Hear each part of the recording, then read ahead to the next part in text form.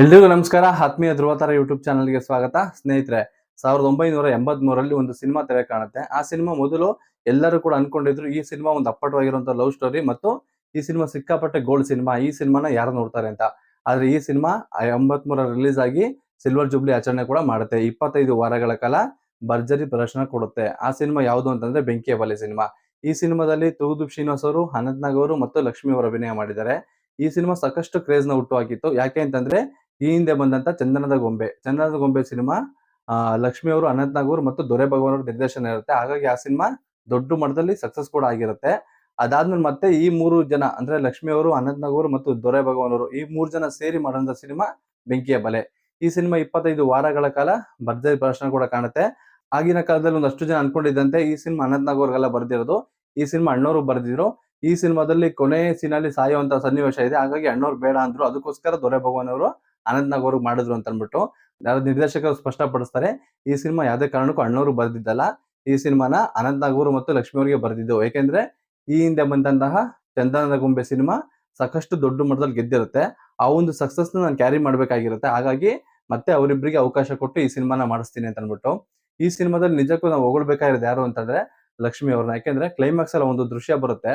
ಆ ದೃಶ್ಯದಲ್ಲಿ ಲಕ್ಷ್ಮಿ ಅವರು ಕೆಲಸ ಮಾಡಿ ತನ್ನ ಗಂಡನ್ಗೆ ಒಂದು ಇದು ಕೊಡ್ಬೇಕಾಗಿರುತ್ತೆ, ಒಂದು ಮೆಡಿಸಿನ್ ಕೊಡ್ಬೇಕಾಗಿರುತ್ತೆ.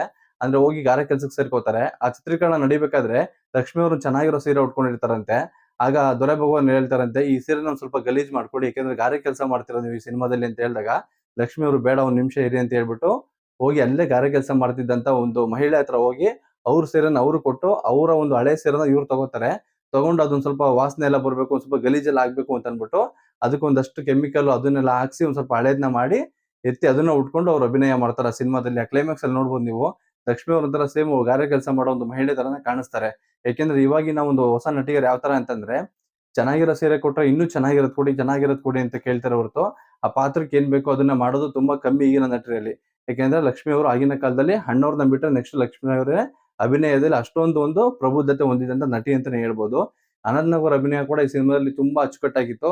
ಯಾಕೆಂದ್ರೆ ಒಂದು ಹಳ್ಳಿಲಿ ಮೇಷ್ಟ್ರ್ ಆಗಿ ಅಭಿನಯ ಮಾಡಿದ್ದಾರೆ. ಅವ್ರು ನೋಡಿದ್ರೆ ಆ ಹಳ್ಳಿಯಲ್ಲಿ ಅಥವಾ ಒಂದು ಗೌರ್ಮೆಂಟ್ ಸ್ಕೂಲ್ ಮಾಸ್ಟರ್ಗಳು ಈ ತರನೇ ಇದ್ರೇನೋ ಅಂತ ಅನ್ಸುತ್ತೆ. ಅಷ್ಟು ಅದ್ಭುತವಾಗಿತ್ತು ಅವ್ರ ಅಭಿನಯ. ಈ ಸಿನಿಮಾ ಸಾಕಷ್ಟು ದೊಡ್ಡ ಮಟ್ಟದಲ್ಲಿ ಹೆಸರಾಗುತ್ತೆ. ಈ ಸಿನಿಮಾದಲ್ಲಿ ಬಿಸಿಲಾದರೇನು ಮಳೆಯಾದರೇನು ಸಾಂಗ್ ಬರುತ್ತೆ. ಆ ಸಾಂಗ್ ಈಗಲೂ ಕೂಡ ಎಷ್ಟೋ ಜನ ಲವರ್ಸ್ ಗಳಿಗೆ ಆ ಸಾಂಗ್ ಈಗಲೂ ಕೂಡ ತುಂಬಾ ಇಷ್ಟ ಆಗುತ್ತೆ. ಯಾಕಂದ್ರೆ ಆ ಸಾಂಗ್ ನ ಕಂಪೋಸ್ ಮಾಡೋದಕ್ಕೆ 3 ದಿನ ತಗೊಂಡಿದ್ರಂತೆ. ಸಂಗೀತ ಕೊಟ್ಟಂತಹ ರಾಜನ್ ನಾಗೇಂದ್ರ ಅವರು. ಸಂಭಾಷಣೆ ಬಂದು ಚಿ ಉದಯಶಂಕರ್ ಅವರೇ ಬರೀತಾರೆ. ಅವ್ರು ಹೇಳಿದ್ರಂತೆ, ಎಲ್ಲಾ ಸಿನಿಮಾಗೂ ನೀನು 5 ನಿಮಿಷ 10 ನಿಮಿಷ ಅಥವಾ ಒಂದ್ ದಿನದಲ್ಲಿ ಮುಗಿಸ್ತೀಯಾ, ಎಂತಕ್ ನೀನ್ 3 ದಿನ ತಗೊಂಡೆ ಅಂತಂದಾಗ ಅವ್ರು ಹೇಳಿದ್ರಂತೆ, ನಾನು ಏನೇ ಮಾಡಿದ್ರು ಈ ಒಂದು ಸಾಂಗ್ ನನ್ ಕೈಲಿ ಆಗ್ತಾ ಇಲ್ಲ ಅಂತ ಅನ್ಬಿಟ್ಟು ಆ ಒಂದು ಸಾಂಗ್ ನ 3 ದಿನ ತಗೊಂಡ್ ಮಾಡಿದ್ದಾರೆ. ಹಾಗಾಗಿ ಆ ಸಾಂಗ್ ತುಂಬಾ ಅದ್ಭುತವಾಗಿ ಬಂತು. ಆ ಸಿನಿಮಾ ಕೂಡ ಅಷ್ಟೇ ದೊಡ್ಡದು ಮಟ್ಟದಲ್ಲಿ ಗೆಲ್ತು. ಆ ಸಿನಿಮಾ ರಿಲೀಸ್ ಆಗಿ ಥಿಯೇಟರ್ ಅಲ್ಲಿ ಜನಗಳು ಬರ್ಬೇಕಾದ್ರೆ ಎಲ್ಲ ಅನ್ಕೊಂಡಿದ್ರಂತೆ ಫಸ್ಟ್ ಮೊದಲನೇ ವಾರ ಏನಾಗಿತ್ತಂದ್ರೆ ಬರೀ ಹುಡುಗರೇ ಬಂದ್ರಂತೆ ಸಿನಿಮಾಗೆ, ಈ ಪುರುಷರೇ ಜಾಸ್ತಿ ಬರ್ತಿದ್ದಾರೆ ಥಿಯೇಟರ್ಗೆ ಅಂತ ಅಂದಾಗ ಆಮೇಲೆ ಒಂದು ವಾರ ಆದ್ಮೇಲೆ ಸಿನಿಮಾ ಸ್ವಲ್ಪ ಖಾಲಿ ಹೊಡಿಯಕ್ ಸ್ಟಾರ್ಟ್ ಆಯ್ತಂತೆ. ಆಮೇಲೆ ಆಟೋಮೆಟಿಕ್ ಆಗಿ ಎಲ್ಲ ಹೆಂಗಸರು ಬರಕ್ ಸ್ಟಾರ್ಟ್ ಮಾಡಿದ್ರಂತೆ. ಆಗಿನ ಕಾಲದಲ್ಲಿ ಹೆಣ್ಮಕ್ಳು ಥಿಯೇಟರ್ ಬರ್ಬೇಕು ಅಂತಂದ್ರೆ ಸಿನಿಮಾ ರಿಲೀಸ್ ಆಗಿ 1 ವಾರ 2 ವಾರ ಆಗ್ಬೇಕಿತ್ತು. ಯಾಕಂದ್ರೆ ಮೊದಲ 2 ವಾರ ಹೌಸ್ಫುಲ್ ಆಗಿರುತ್ತೆ, ಜನ ಮತ್ತೆ ಮಕ್ಕಳು ಮತ್ತೆ ಲೇಡೀಸ್ ನೋಡಕ್ ಆಗಲ್ಲ ಅಂತ ಅನ್ಬಿಟ್ಟು.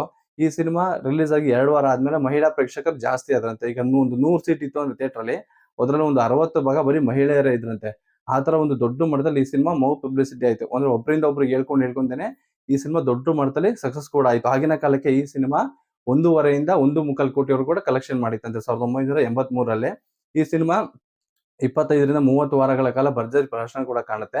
ಈಗ ಸಿನಿಮಾ ಓಡ್ಬೇಕು ಅಂತಂದ್ರೆ ಅಥವಾ ಜನ ನೋಡ್ಬೇಕು ಅಂತ ಅಂದ್ಬಿಟ್ಟು ಕೆಲವೊಂದು ಚೀಪ್ ಗಿಮಿಕ್ಗಳನ್ನ ಮಾಡ್ತಾರೆ. ಮೊನ್ನೆ ಅದ್ಯಾರೋ ಒಬ್ಬ ಪೆಟ್ರೋಲ್ ಕೊಡೋದ ಥಿಯೇಟರ್ ಮುಂದೆ ಈ ತರದೆಲ್ಲ ಒಂದು ನಾಟಕಗಳನ್ನ ಮಾಡಿ ಸಿನಿಮಾನ ಪಬ್ಲಿಸಿಟಿ ಮಾಡ್ತಾರೆ.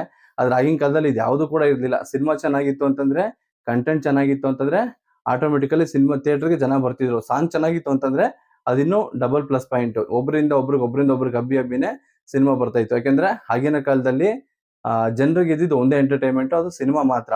ಈಗ ಏನಾಗುತ್ತೆ ಅಂತಂದ್ರೆ ಒಬ್ಬ ಮನುಷ್ಯ 1 ಅವರ್ 2 ಅವರ್ ಟೈಮ್ ಪಾಸ್ ಮಾಡ್ಬೇಕು ಅಂತಂದ್ರೆ ಫೇಸ್ಬುಕ್ ಇಲ್ಲ ಇನ್ಸ್ಟಾಗ್ರಾಮ್ ಯಾವ್ದಾರು ಒಂದು ತೆಗೆದು ನೋಡ್ತಾನೆ, ಅವ್ನೆಲ್ಲ ಟೈಮ್ ಪಾಸ್ ಆಗ್ಬಿಡುತ್ತೆ. ಆದ್ರೆ ಆಗಿನ ಕಾಲದಲ್ಲಿ ಇದು ಯಾವ್ದು ಇರ್ಲಿಲ್ಲ, ಜನ ಥಿಯೇಟರ್ಗೆ ಬರ್ಬೇಕಾಗಿತ್ತು. ಹಾಗಾಗಿ ಒಳ್ಳೊಳ್ಳೆ ಸಿನಿಮಾಗಳು ದೊಡ್ಡ ಮಟ್ಟದಲ್ಲಿ ಗೆಲ್ತಿತ್ತು ಅಂತ ಹೇಳ್ತಾ ಒಂದು ವಿಡಿಯೋ ಇಲ್ಲೇ ಮುಗಿಸ್ತಿದೀನಿ. ಯಾರಾದ್ರೂ ಇನ್ನೂ ಕೂಡ ಬೆಂಕಿಯ ಬಲೆ ಸಿನಿಮಾ ನೋಡಿಲ್ಲ ಅಂದ್ರೆ ನೋಡಿ. ನೀವ್ಯಾರು ನೋಡಿತ್ತು ಅಂತಂದ್ರೆ ನಿಮ್ಗೆ ಏನ್ ಅನಿಸ್ತು ಅನ್ನೋದನ್ನ ಕೆಳಗಡೆ ತಿಳಿಸಿ ಅಂತ ಹೇಳ್ತಾ ವಿಡಿಯೋ ಇಲ್ಲೇ ಮುಗಿಸ್ತೀನಿ. ಎಲ್ರಿಗೂ ಧನ್ಯವಾದಗಳು.